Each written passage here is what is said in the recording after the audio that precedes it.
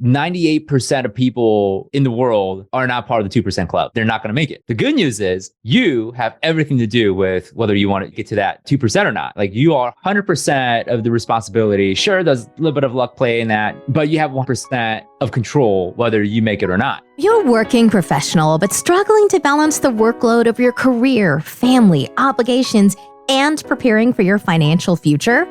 If so, this podcast is for you. You've spent years learning your craft, and now it's time to focus on your financial future. This podcast will teach you what you need to retire wealthy and happy. Let's dive in. Would you like to learn how to pay off your mortgage in just a few short years?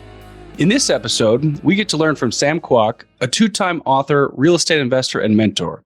Let's jump in so you can learn the secrets that he has to share. Welcome to the Retire Wealthy and Happy podcast. We created this podcast to provide financial tips and tricks to help you build up your passive income, and also provide methods that you can use to protect your wealth so that you can plan a better future for yourself and your family. We're grateful to have this podcast sponsored by Monument Real Estate Capital. Monument Real Estate Capital, helping you retire 10 years early through real estate investments.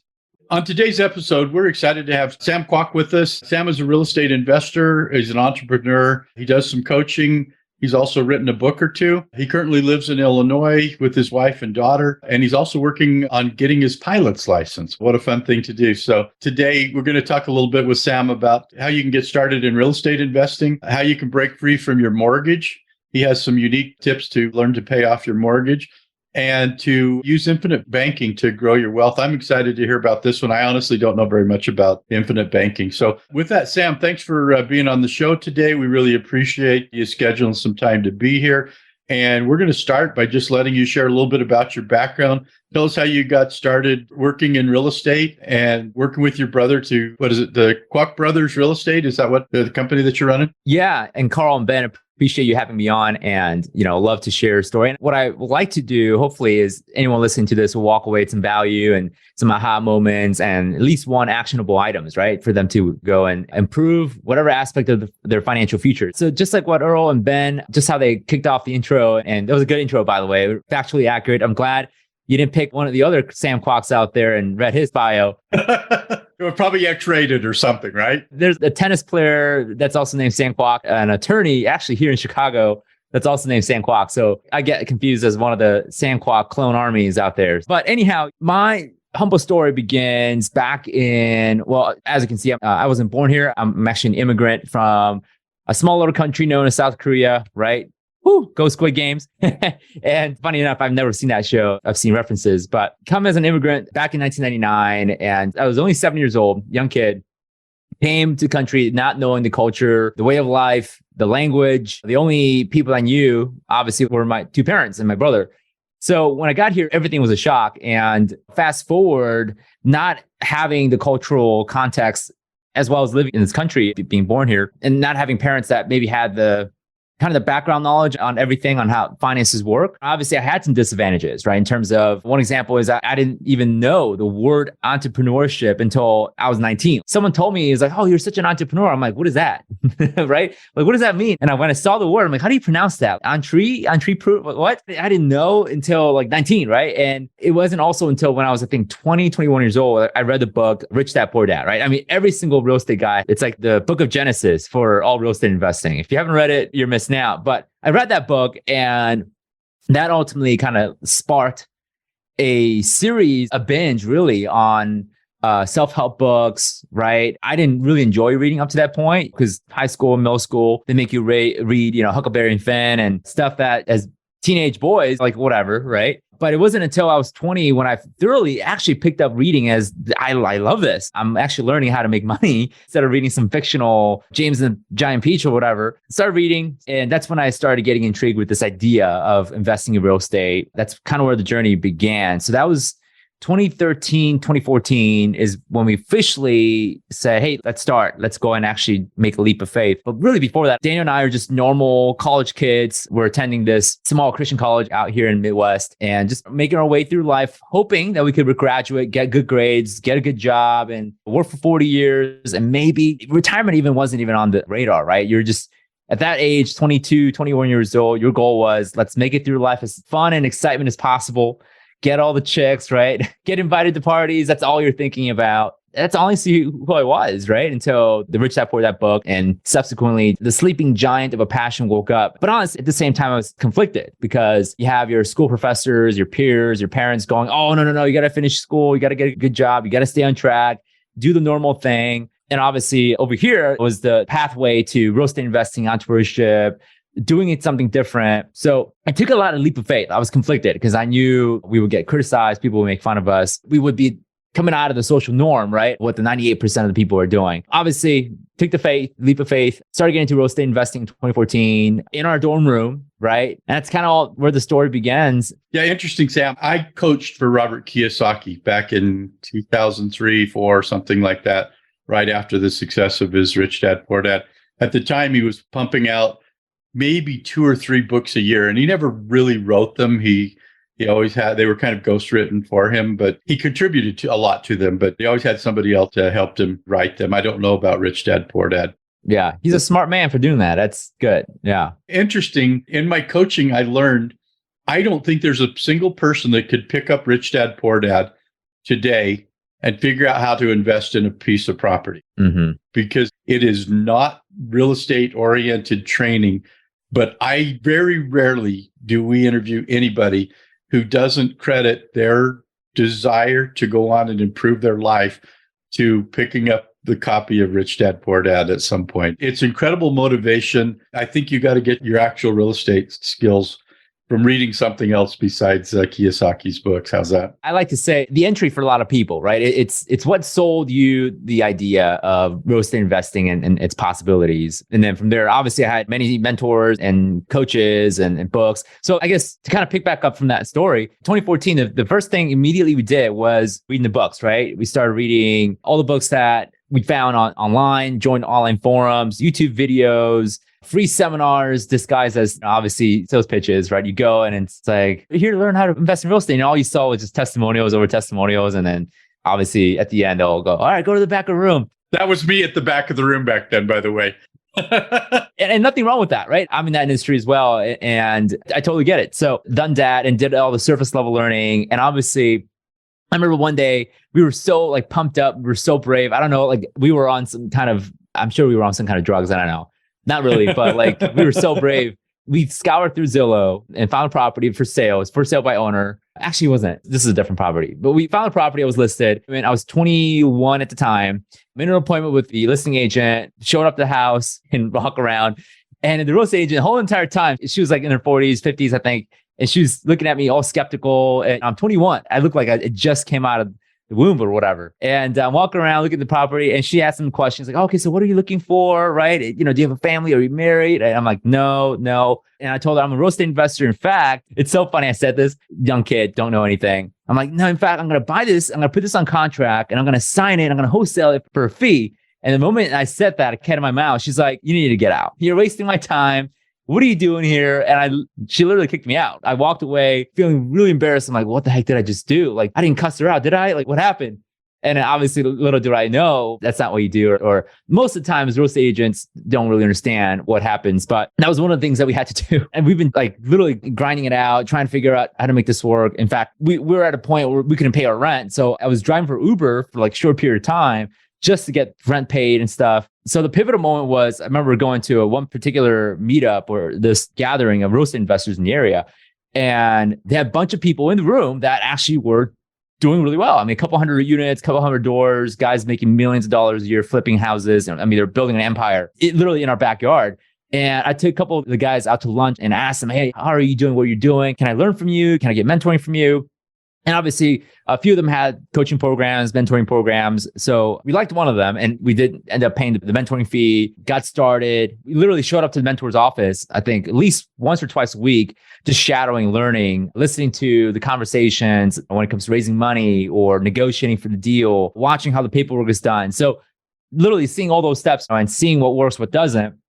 I think that's what really kind of helped, because knowledge is free, right? You can get knowledge just anywhere. Read a book. A lot of these experts and mentors, they literally give you their tactics and strategies for free. The part that most people don't know how to do is how to associate those strategies and tactics to what they already know. Because if you study the art and the science of learning, you don't learn new things by just being exposed to it. You have to be able to take something that you already know and start building a nerve association to them to pick things up like this, right? So I use that word a lot. It's kind of like I'm associating something new to something that like you already know. And I'm trying to bridge those two gaps so that you go, oh, okay, got it, right? So I use that a lot. And mentor, right, role helped me do that really well, right? One of the things that I've learned in negotiation, the mentor did a good job. It's like, it's kind of like going on a date with a girl. I'm like, oh, okay, got it. You don't ask the girl to get married on the first date, right? And he's like, it's the same thing with negotiation, is you kind of have to like work it, and to dance, you have to figure it out.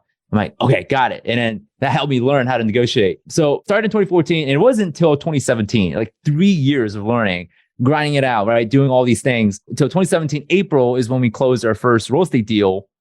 And that was our 4 single family portfolio. Bought it on refinancing, 10% down, raised the money, learned that through the mentor. And the best analogy that he used, it's like Shark Tank. You go to these rich people, ask them for money in exchange for a percentage of your deal. I'm like, oh, okay, got it. So all these things, right? I learned, picked it up. So that was our first deal. And that's kind of the story. 2 months after, we do our first flip. And by the end of that year, 2017, we picked up 75 rental doors, just doing rinse and repeat, right? Going to the seller, structuring owner financing, raising capital, boom. And then we got braver each time. And the biggest deal with that year was a 36-unit apartment building. That changed my perspective forever. So that year, I use the analogy, it's kind of like growing a bamboo tree, right? If you know how a bamboo tree is grown, the first 3 years of a bamboo tree's life, it grows like 2 inches, right? It doesn't really grow much, but you're still watering it, taking care of it, fertilizing it, doing all the things. But it's on the third year where it shoots up, right? Grows dozens of feet. It's incredible. So I feel like most businesses are grown that way, right? The first 2-3 years, you're really not seeing much traction until the third year, like boom,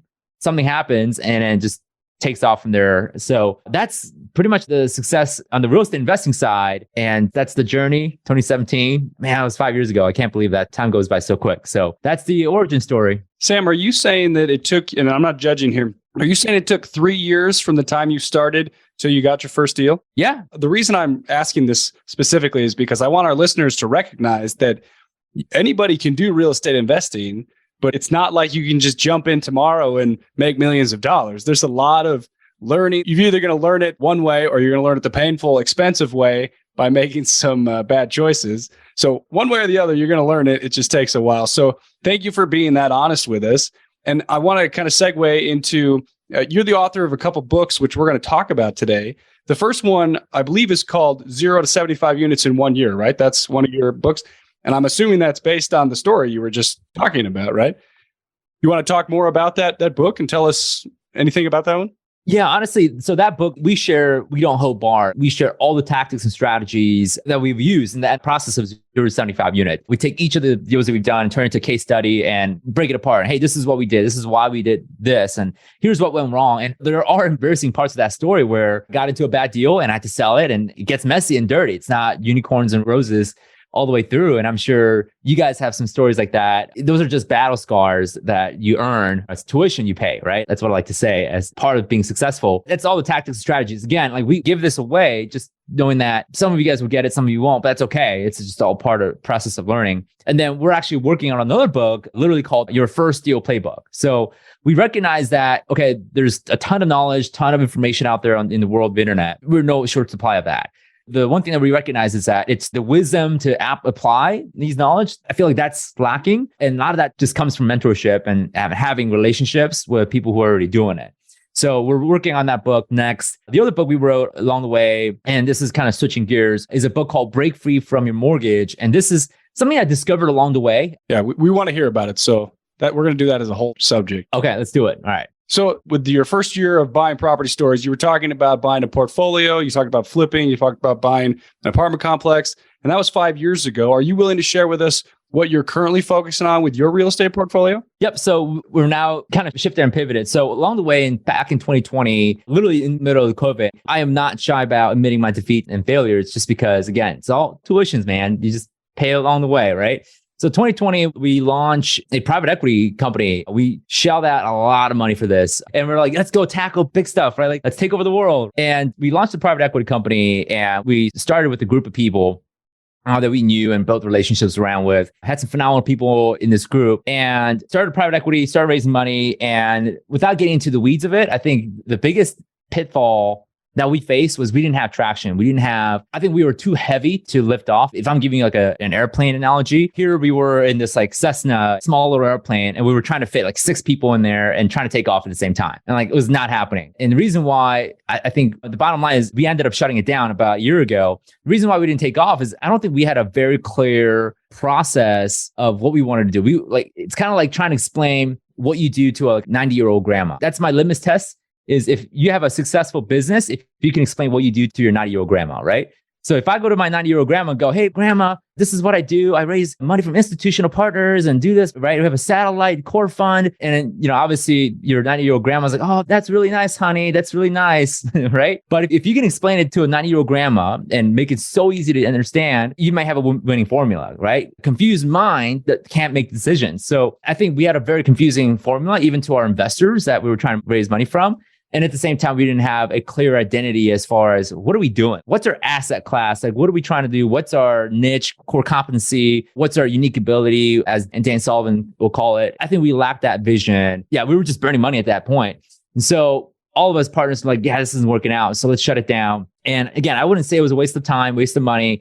Great people. It's just we didn't have a match in traction in terms of our vision and where we want to go. So just this year, in fact, right around Christmas, we are relaunching our syndication. So we're going smaller, going back down a level. So we're looking at 50 plus unit apartment buildings right now, also self-storage units, raising money. And that's ultimately what we're good at. So we're going back to simplicity. So the lesson there is, and I wouldn't say a failure, but it's a lesson in tuition there is keep things simple, right? Don't get crazy, overcomplicated. It is good, maybe a couple $100 billion in asset under management. But I think just getting off the ground, we were aiming for something that doesn't exist yet. And I think that's why we folded last year. So again, just stuff that you learn. Don't let the previous successes make you rest in your laurels and start overshooting your core competencies. So what we're working on right now is 50 plus unit apartment complexes. We have a team that's smaller, thank God, that is doing acquisitions and raising capital and all that. So yeah, that's where we're at today. Sam, I really appreciate your transparency with your past experiences. And I think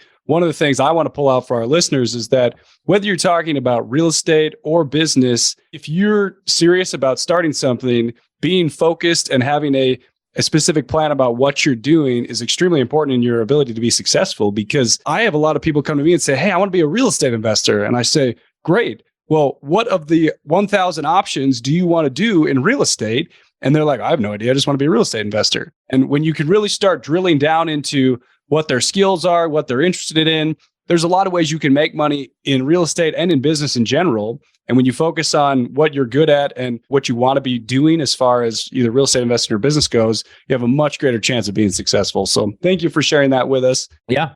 Totally. That's one thing I get bugged about in our industry. Again, this is no criticism to any specific individual or person or group.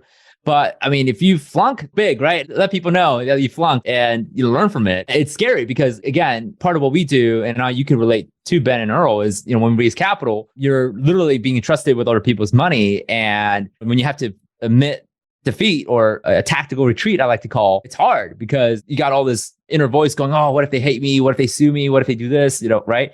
I think at that point, how you show up in taking responsibility and ownership, at that point matters more, right? Than trying to cover things up or making it look better or good artificially. So again, yeah, if you're going to flunk big, take ownership, like what Jocko Willink says, extreme ownership, right? It's like, hey, I flunked big. This is my fault. I should have taken ownership on this area. I'm not afraid to do it because those who claim ownership of their failures can claim ownership of the victory even more. So that's the fee I live by. Well, especially in today's world, right? Like it's almost impossible to hide anything. So if you've got experience in your past that didn't go well and you don't tell people about it, it's probably going to come out at some point and then you'll just look like an idiot. Let's use a quick pilot analogy here, right? Like if I was going to get in a plane, I would much rather get in a plane with a pilot who's like, I've been flying for 10 years and I had this really terrible experience where I almost crashed, but I didn't because I knew how to save it, as opposed to somebody who's like, well, I've been flying for 3 days. And if you want to come with me, we might make it there. So we appreciate your experience there. So Sam, you do a little bit of mentoring yourself. I think the company's called First Deal Mentor. Is that right? Tell us a little bit about how you help people do their first real estate deal. Just talk a little bit about your mentoring company and what the focus of that is. Yeah. So our mentoring company, coaching company came about as a response, as a challenge to the industry where I think there's a lot of great experts out there, a lot of good gurus. They have phenomenal and vast amount of knowledge that they're sharing. At the same time, that comes with the cost of overwhelm for a lot of beginners. And at the same time, there's a lot of good general knowledge out there. Like, hey, here's what wholesaling is. This is what owner financing is. This is the BRRRR strategy, subject to, like all these different things that are great. You're learning about tools, but I think what is lacking is actual sequential step-by-step on, hey, here's what you need to do to get to your first ever real estate deal. I truly believe when you get to your first real estate deal, one or two things happen. Number one is there's obviously major confidence boost and a perspective shift in what's possible. The second thing is who you are changes, right? You learn to become more patient. You learn to become more persistent. You learn to become stronger in the face of adversity and just challenges overall. So just kind of break it down. Like the First Year Mentor Program, we don't promise that you're going to make billions of dollars out of the gate. We don't promise that you're going to have a portfolio built by the end of the program. It's really simple. It's like, hey, let's get you just your finish line of a real estate deal, right? And preferably profitably. So we do that with a very simple framework. We call it the 4 strategy, which is an acronym for find a deal, right? Creatively, preferably off market, owner finance it. And we have a very systematic approach of getting to a yes with the seller, raise the capital. And we teach a variety of ways of doing that through self-directed retirement plans and private partners and all that. And then you cash flow it, meaning you hire a property management company or have a partner that manages the properties, and then expand the empire, start learning how to build teams and grow that way. So we teach it in a very simple framework. And really the goal is, hey, let's get you to a finish line. Let's get you to do a deal. We want to celebrate you for doing that. So we just get really focused, put the blinders on, don't worry about doing anything else. Just do this and let's get you to a deal. And then we can start experimenting afterwards. So that's what the program's all about. I don't want to make this sound like a sales pitch, but that's the problem that we're trying to solve with our program is there's a lot of people with a lot of head knowledge, but they lack the application. So we're going to solve that problem of giving them the wisdom, the application, the voice of certainty so that they can ultimately get to the finish line of closing their first real estate deal. That's the goal there. You talked earlier about when you got started, you attended a number of the guru that comes in, they spend 2 weeks advertising on the radio. You meet with somebody for 2 hours, right? That goes to hey, we're going to sell you a 3-day package that was 80% sales pitch and all that. Tell me a little bit about, I'm assuming you've been to a bunch of them. What was that like? And how has it helped you today to be a better coach or mentor? Yeah. Again, nothing wrong with that business. I have no quirks about the people. In fact, our COO, our integrator for our coaching company, he comes from that world, right? He's spent 18 years selling coaching programs from stage, traveling everywhere and doing all that. Again, nothing wrong with that. Obviously, COVID has brought a very interesting twist to everything, right? Everything's gone virtual, online. And I guess from what angle would you like to know my thoughts or? You're sitting in a big room, right? I've been there. I told you I've been sometimes the guy at the back of the room. Most of the time I was the guy that was on the phone after you bought the package. I was the one that had to deliver what they had sold from the front of the room. But there was many, many times that they made me wear my cowboy hat. And they said, go ask the guy in the back with the big black cowboy hat because he can help you answer that question. But it's an interesting industry. It's changed a lot because of COVID. I actually haven't been on the road for 2.5 years or something like that. I'm honestly too busy now to do it anyway. They asked me to do a buy and hold summit, but it's from my computer. And there's nothing harder for me than having to sit for 2 days and trying to entertain people from my computer where if you're up in front of them. But I'm just curious about what do you do differently? You're used to getting people in a room and that type of thing. Is that how you get people into your program or is it just word of mouth? We run strictly off of everything's virtual, although we do have in-person fulfillment events. So we have retreats for our students once a year, actually twice a year. And then I'll explain some of the other things we do. But 100% what we do in terms of finding our students is virtual. We used to do a little bit of in-person stuff pre-COVID, but obviously, Earl, the business, very expensive to run an event, right?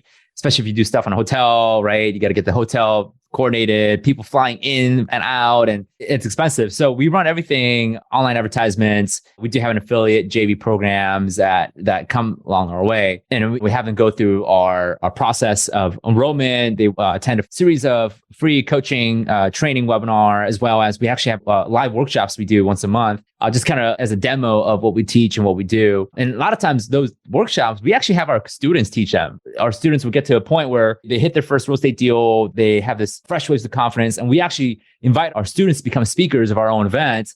And they're sharing their story and how they were able to succeed and get their first real estate deal. But as far as in-person stuff that we do, something called a decade in a day. I borrowed this term from Russell Brunson, which I get the privilege to be part of his inner circle. But decade in a day is basically we invite our students once every quarter to our office here, and we take 10, 12 of them at a time, and we just break down their business and help them come up with a plan, a blueprint by the end of the day.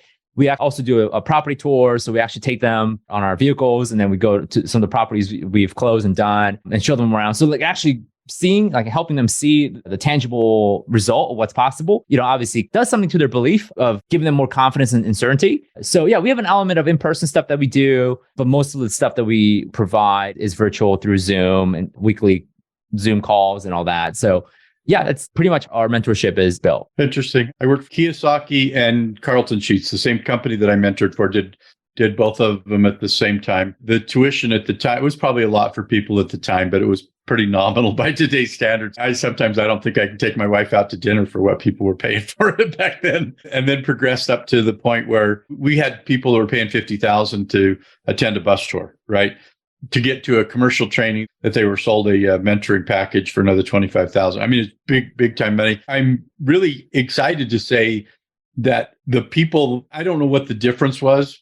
Maybe I was a better coach, but towards the end, I probably had maybe an 80% success ratio in the commercial where we actually were able to get somebody a deal. When I started, man, I remember going home at night. I feel so bad for these people because they've spent this money and I got 20% success rate or something like that.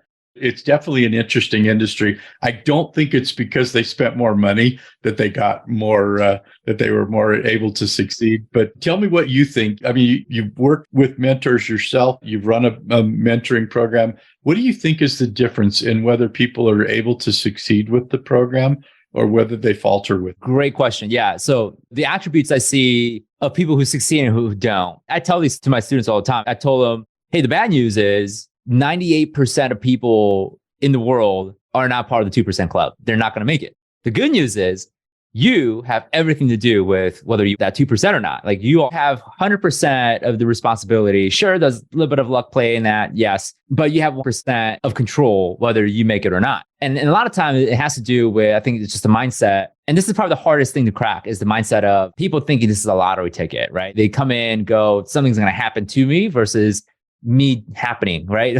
So I can tell someone who's going to succeed where they put in the work, they're showing up every coaching call, they go, and when we do our accountability calls on Wednesdays, they show up having done their thing and share momentum. So I think the biggest people who win is learning how to create momentum just by taking action. I think there's a saying, action begets more action, right? So they take action and then creates momentum. And then next week they do a little bit of thing. And we do a lot to try to celebrate their wins, even though it's not, hey, you just closed on a deal. But hey, if you went and called 10 sellers, hey, we want to celebrate you. And that ultimately creates momentum. So if someone is of the mindset that, hey, I have control, I can make the decisions, it's up to me, those individuals we can help. I know we can teach them tactics, strategies, mold them a little bit, and they're willing to work. The hardest people we ever work with is, why isn't this happening to me? Like, where's my luck? They'll start blaming people like, oh, it's the coach's fault, or it's my mom's fault for giving me bad DNA. It's like, oh, it's my wife's fault because, she wouldn't let me work, right? Whatever. So if they can take extreme ownership, we can help them. Even if it takes 3 years like me, right? We can help them. So the interesting thing, and I participated in RIA clubs, I participated in coaching. We now do podcasts and we interview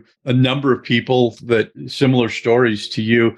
I'm assuming that you're a little bit younger than I am. You still have most of your hair and it's all dark, right? So you never know, Earl. Asians age differently. It could be 60 years old. But the amazing thing to me is seeing the success of younger people. There's one in our local RIA club 3 or 4 years ago, showed up at some stuff I was speaking at, learned a little bit about syndication, has taken off with it today. Probably, I think he's been doing it 3.5, 4 years or something like that. Probably owns, what do you think, Ben? 600-700 units, something like that. I see younger kids all the time that have come on, started, and they're able to succeed. And we have some people that we've interviewed that started in 15, 20 years, probably 15 years ago, and have multi-billion-dollar portfolios just from taking just exactly what you said, right? They take responsibility for it. They just say, we're going to do a little bit better tomorrow than we did today. And it's amazing. Once you get past that first year or two and you have a little bit of success, that it can grow exponentially. And to me, it's just a credit to the younger people that have the vision to be able to do that. Maybe it's a great country that we live in that allows people the opportunity to do that. So congratulations to you and for being young and being able to at least crack the beginnings of the code. I appreciate your kind words, Errol. And I think you're right. The country we live in, I talk to people all the time from France, England, and some of the European countries. And it's really interesting where that's kind of almost frowned upon, where like, oh, you're an entrepreneur, you're weird, right? It's almost frowned upon to be different and new and driven in those types of places, which drives me crazy. But yeah, hopefully we will endure that spirit of entrepreneurship and ingenuity and innovation here in the United States. I can't say the same for other parts of the country, but yeah. Hey, Sam, we're loving this conversation. In respect of your time, we've got some other stuff we want to talk about. So is it okay if we switch topics? Yeah. So just a quick reminder to our listeners, on today's episode, we're talking about how you can get started in real estate investing, how to break free from your mortgage, and how to use infinite banking to grow your wealth. So Sam, I want to talk about your second book, which is called Break Free from Your Mortgage.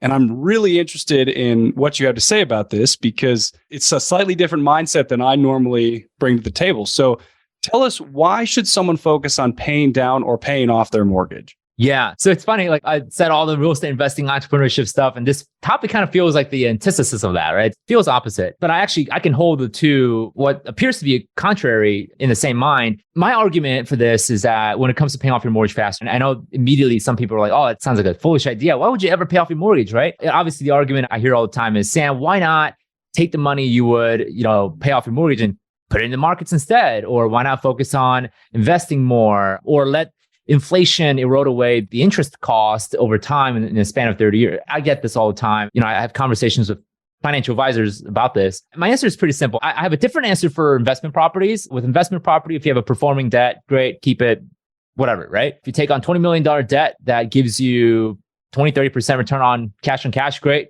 That's awesome. Let's rock it, right? So I'm not necessarily like Dave Ramsey where like you have to buy everything on cash. You cannot put a single dollar in your credit card. I don't necessarily believe in that. But the argument I make for if you're a home owner, you have your own primary residence. I'm in the camp of you need to pay off your primary residence as soon as possible. One of the main reasons is a couple of things that are shifting. And I think it's almost like thinking arrears. So over the last 30 years, a lot have shifted in these social economic changes and different behaviors. So if you look at a 30-year mortgage, really any 30-year mortgage, let's say at a 5% fixed rate interest rate, right?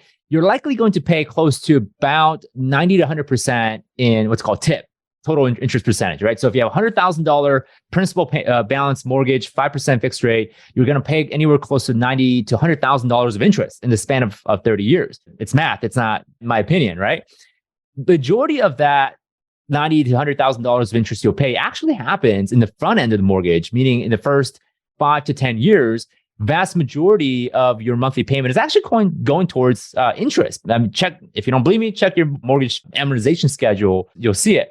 Now, the problem with that is there's two things there I can rebut. The one thing is that according to the U.S. Census Bureau data, this is 2010, I'm still waiting for the new data. The U.S. Census Bureau data says that the average U.S. adult in the United States moves 11.2 times or 11.7 times in their lifetime. So if you extrapolate that, you live to be about 80 years old, you're moving every 6 to 7 years. So assuming you're 30 years old, you bought a home, fixed rate mortgage, right? It's likely that you're going to move in the next 6 to 7 years based straight on data.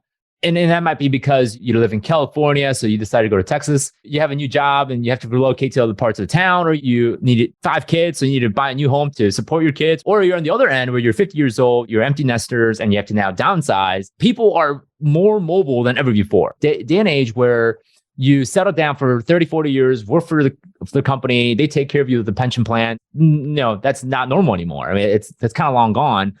So with the 30-year mortgage setup and the likelihood and the data backs this, where you're likely to move every 5 to 6 years, what's happening is that each time you move and you relocate, you end up selling your home, closing out the mortgage, and then when you go and buy a new home, you're getting a whole brand new 30-year mortgage, where vast majority, once again, is going back towards interest. So you're in this perpetual cycle where every 5 to 7 years, you're resetting your 30-year mortgage clock, having to pay interest over and over again in perpetuity, which means you're going to be 80 years old and you still have 20 years left to go on your mortgage. Those are actually our typical clients, is 67-year-old clients that have 25 years left to go.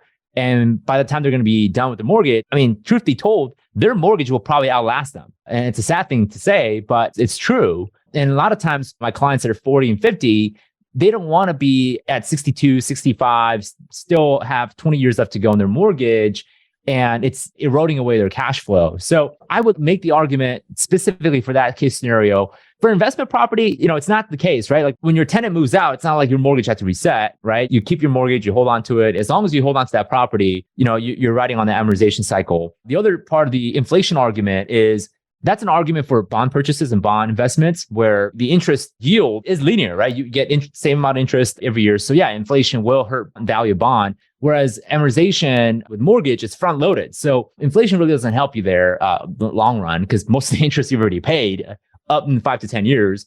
So yeah, I love like taking these arguments and just like hammering them down. All in all, we discovered a strategy that will allow homeowners to escape that perpetual cycle, pay it all off in as early as 5 to 7 years, but they can still use our real estate investing framework for the fourth strategy to then, as they're paying off their mortgage, but they can use other people's money, right? OPM, to buy apartment buildings, real estate, scale and grow. So we teach both ends, right? Defense and the offense. Defense being, hey, let's like not have you pay the interest over and over again for the rest of your life. And offense being, let's create some cash flow for you so that you can either get rid of your job or work less, whatever you want to do. That's ultimately our game plan. So that's the other side of what we do, is helping homeowners, individuals pay off their mortgage faster. So Sam, I wrote this question down before our episode today. And since you brought up Rich Dad Poor Dad, I'm going to ask it anyways. Do you believe that a house that you live in is an asset or a liability? Oh, 100% a liability. I'll tell you why, because last week I spent like $2,000 on landscaping and I'm like, why am I doing this? Right? Like, this is dumb. Like, to make my dirt better, like, come on. But yeah, it's 100% could be an asset where there's a couple things you could do, like, home office or renting it out, or do Airbnb, or the new, I don't think it's new, but it's a tax provision where you can rent your house to your business and claim it all as expense and write it all off, right? So there's things you can do like that. But for a general definition, no, I believe it's a liability. I agree with you, Sam. Just to kind of summarize what you're talking about with paying off mortgages, you're talking about a great point to our listeners and just the public in general, that those banks are set up they know you're going to move, right? So we're talking about good financial principles here. And if you're stuck in that loop, using strategies to pay off your mortgage earlier can make a lot of sense so that you're not throwing money away to interest. You could also consider, and I think you're talking about this as well, buying investments, either rental property or other type of investments, to help pay down that mortgage and ultimately get it so that you're living passively and you don't have to worry about those expenses. So great points there, Sam. In honor of time, we're going to switch topics again because Earl wants to ask you about something else. So thank you for answering those questions. I actually have paid off everything that I own except for my house. I have a huge line of credit on my house that I use. And so but it's interesting. Years ago, when I was coaching for Kiyosaki, we used to have to coach people through playing the cash flow game. Have you ever played the cash flow game? Even today, like, we use that on our retreats. And what we do is we don't play the cash flow like the way it's meant to play. We play cash flow extreme. So we actually assign people to play a banker, to play an attorney, to play a seller. And then we actually have our students negotiate, like really like negotiate and like work with an attorney to set up your LLC, your operating agreement, right? Do all the things like in real life you'll do, so that we're like simulating, almost like playing Matrix, right? You're living in the Matrix world to learn how to invest in real estate. And you come out and then you're like, oh, like I can do this in real life. So we use cash flow all the time as a tool. Sometimes we'll start like 7 p.m. and we go to like 3 a.m. in the morning. It's nuts, man. My young kids used to come over, Christmas, New Year's. Hey, Dad, let's play cash flow. We want to play. And I could kick their butt over and over and over again. But the secret I learned early on was that I was always the janitor. right? Because he had no expenses to do a couple of deals, and all of a sudden you're out of the rat race. And I can literally remember telling some of my first time cash flow students when I was coaching that, sell your house, sell your car, sell everything you have, live on a Volkswagen bus on the beach, right? Because you have no expenses and you'll be out of the rat race in like 3 weeks or something like that. If you're in a hurry to do it. So I'm going to turn it back to Ben and let's get to the final four. So Sam, we're going to do the final four. These are 4 questions we ask to everybody that comes on our show. The first question we want to ask you is, what is your favorite business book? The Infinite Game by Simon Sinek. That's a really good read. Thanks for sharing that. The second question we want to ask you is, what brings you happiness? Dr. Ben Hardy wrote a book called The Gap in the Game. So just thinking about the gains of the last 10 years of my entrepreneurship journey, it brings me a lot of joy. Thank you for sharing that. You've got a few years before you look like Earl. Tell us what your future retirement looks like. I don't know. I'm not going to do the traditional retirement thing. I'll probably do like micro. It's going to be more of a sabbatical, right? I'll probably take like 3 weeks off, just reflect, travel, and then come back with a different vision or different vision, and then start something new. That's probably more likely than being done at 65, right? Because I'll probably end up dying like a month later without a vision or without any definitiveness, right? Life of definitiveness. Probably won't lose that. So yeah. That's one of the reasons, by the way, you have to learn to enjoy life while you're here, right? It's one thing to put all your money away and save for some future event, but I think you have to spend a little bit of it every once in a while on something frivolous that you enjoy. The last question for you is, what do you think is the best way to give back? The best way to give back, I know the cliche answer is like, oh, you got to donate your money and all that. Actually, I'm now of the camp that sometimes that can hurt people, right? Giving money away could actually hurt people. I actually got the privilege to meet some leaders from some of these African countries, and they're like, hey, stop sending us money. Now actually teach us stuff, right? So I think the best way to actually help people is to equip them to be leaders, right? Teach them skills, teach them wisdom, teach them application, basically teach them how to fish. I think it ultimately comes back down to that. So I think great leaders create leaders, right? So, if I can do that, if I can live by that mission, I think that's how I would define how to give back. And you guys are doing good things with that with your First Deal Mentor program. So that's awesome. Sam, where can our listeners find you online? Yeah, so we're big on, I check Facebook every day, messages, right? So you can send me a message, LinkedIn as well, obviously Sam Kwak, my name. And then we're also on YouTube, which I like to say with YouTube, you're either going to like what we do there or you're going to hate what we do there. So watch it and you'll go, okay, got it. And you'll understand what I'm trying to say there. So yeah. That means you got a good niche. Oh yeah. That's it. Very cool. Hey, Sam, thanks you so much for taking a few minutes. We really, really appreciate your time. It's been really enjoyable spending a little bit of time with you. I am very, very impressed that you've been able to find the code, so to speak, that well on your way to financial freedom. And it just shows that you don't have to be born in this country. You don't have to be born wealthy. I know it's not looked at as very favorable today, but you can pull yourself up by your own darn bootstraps and you're living proof of that too. So on today's episode, we talked a little bit about your real estate investing. We talked a little bit about your coaching program. We really appreciate your sharing for that. And then a little bit about how to break free from your mortgage. And so thank you again for sharing some time with us. We really appreciate your time. To everyone out there, thanks for joining us on the Retire Wealthy and Happy podcast. We'll see you next time. Thanks, Sam. Hope you got value from this episode. And if you have a minute, then take the time to leave an honest written review for the podcast, because we take those reviews seriously and it'll help us serve you better on the next episodes. And most importantly, be sure to start taking action so you can control your financial future today.